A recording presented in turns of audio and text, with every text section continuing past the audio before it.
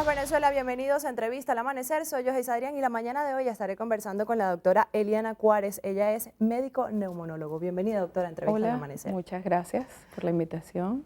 Cuéntame en qué vamos a hablar hoy, cuáles serían las preguntas que estamos por conversar. Doctora, las recientes alertas de la Organización Mundial de la Salud dicen que el mes de septiembre o en el mes de septiembre se registran como el segundo periodo epidemiológico de influenza H1N1, que afecta, entre otros, a la población mayor de 60 años. ¿En qué se diferencia la H1N1 de una gripe común? Mira, hay unas diferencias claves. Realmente al principio se puede notar como un cuadro gripal cualquiera. Sin embargo, la H1N1 tiende a ser los síntomas más acentuados. Hay pues toque del estado general, malestar general, fiebre, tos seca, dolor de garganta, rinorrea, todo lo común de una gripe cualquiera. Pero lo que debemos estar alerta en esos casos es que el cuadro se acentúa por lo general o pudiera complicarse en algunos pacientes. Entonces allí es donde llama la atención de que un paciente que cursa con un cuadro gripal que venía presentando tos seca y todo lo que acabo de mencionar, pero que se modifica en el tiempo, que al pasar los 7 a 10 días ya comienza a presentar tos con expectoración, ya tiene dificultad para respirar, ya tienen en algunos casos sibilancias. Entonces estamos hablando de que ya ese paciente se está complicando y probablemente está progresando a una bronquitis o una complicación ya más acentuada de lo que viene siendo una gripe normal. Entonces la H1N1 pudiera tener esa complicación y esa sería la diferencia entre una gripe normal y común. Realmente existen unas pruebas específicas que se deberían realizar para hacer el diagnóstico y determinar que el paciente tiene H1N1. También tenemos en el caso del H1N1 un tratamiento específico cuando hablamos de epidemias.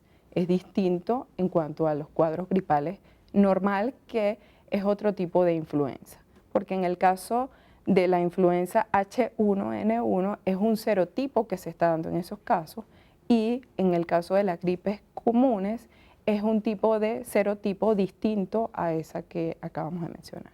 ¿Cómo podemos prevenir la H1N1? Bueno, igual se previene como todas las gripes. Lo habitual, las recomendaciones es el lavado de manos continuo. Realmente debes protegerte cuando tengas esos cuadros o tengas los síntomas relacionados a una gripe. Debes usar servilletas de papel para ser descartadas inmediatamente. Al toser o estornudar, pues debes cubrirte o con un pañuelo descartable o con el pliegue del codo. Realmente esas serían las medidas habituales que deben hacer cualquier paciente ante cualquier cuadro gripal, incluyendo el H1N1. Si hablamos de gripe, ¿cuándo debemos visitar al especialista? Nosotros sabemos que vamos a cualquier farmacia y compramos el primer jarabe que tengamos, remedios caseros, nos automedicamos. Pero sabemos que una gripe mal curada puede ser muy peligrosa. ¿Cuándo debemos realmente visitar al especialista? Mira, realmente es en ese caso cuando menciono que el paciente tiene ya 7 días presentando los síntomas habituales de una gripe, que los vuelvo a mencionar, es rinorrea, dolor de garganta, malestar general, tos seca, incluso fiebre, pero ya se modifica esta tos seca a tos con expectoración. Ya entonces me dice a mí como especialista o le dice al paciente, ya esto está cambiando porque probablemente el virus está ingresando ya a la vía respiratoria baja y está modificando e inflamando los bronquios, generando mucha más secreción, y esto está cambiando de una gripe normal a una bronquitis. En ese punto, el paciente debería acudir al especialista porque ya está presentando otra sintomatología relacionada con la bronquitis, que es inflamación de los bronquios. Incluso está descrito que la gripe normal pudiera progresar en el tiempo, pudiera complicarse alguno de estos virus a cuadros de neumonía. Entonces allí deben estar alerta ante la dificultad para respirar, sibilancias y la tos con expectoración, que es una alerta importante porque ya cambió de lo normal que pudiera ser tratado en casa con descongestionantes, con medicamentos antipiréticos y todo lo habitual que se usa para el tratamiento sintomático. Que ahí estaríamos hablando de un resfriado, con estos síntomas leves. Los síntomas leves del resfriado están caracterizados netamente con rinorrea, congestión nasal. Rinorrea es la mucosidad en la nariz, la congestión nasal y además dolor de garganta. Hasta allí hablamos de un resfriado común, pero cuando el paciente tiene además de esto, tiene tos seca, dolor de garganta, fiebre y otros síntomas como malestar general, dolores musculares, ya sí hablamos de una gripe, ¿ok? Que pudiera estar relacionada a cualquiera de los serotipos. Entonces allí es donde debes estar alerta porque de resfriado a gripe pudiéramos pasar a la bronquitis, que es el punto donde deben acudir al especialista. Ya en el tratamiento de lo que sería el resfriado serían jarabes de farmacia, remedios caseros. En el tratamiento de la gripe quizás se deben incluir ya antibióticos. No, los antibióticos no están indicados en los cuadros gripales porque ellos están relacionados netamente a los virus. Y los virus no se tratan con antibióticos, sino con antivirales en estos casos. Y tratamientos sintomáticos para cada uno de estos síntomas que acabo de mencionar.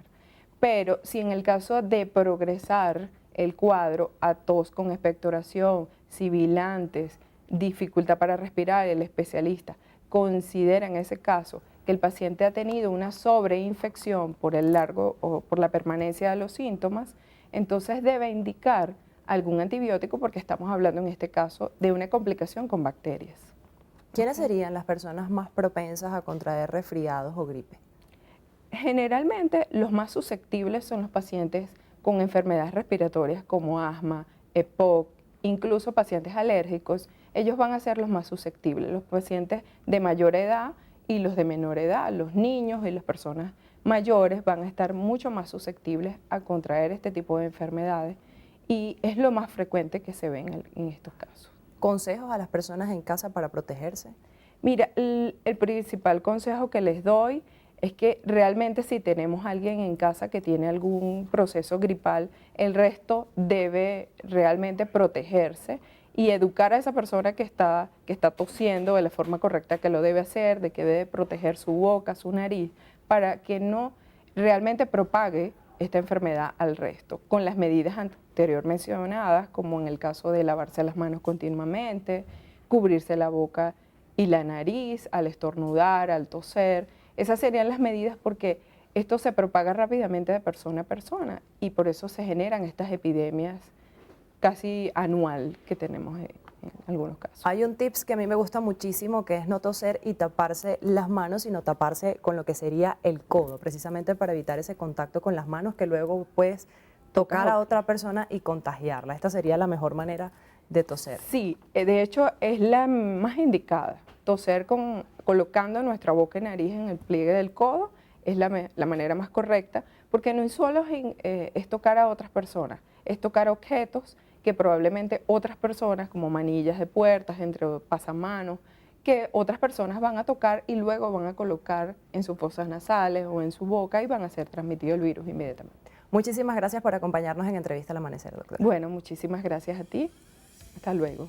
Estuve conversando con la doctora Eliana Juárez, ella es médico neumonólogo. Muchísimas gracias a usted en casa por acompañarnos en Entrevista al Amanecer. Los esperamos en Primer Contacto. Feliz día, Venezuela.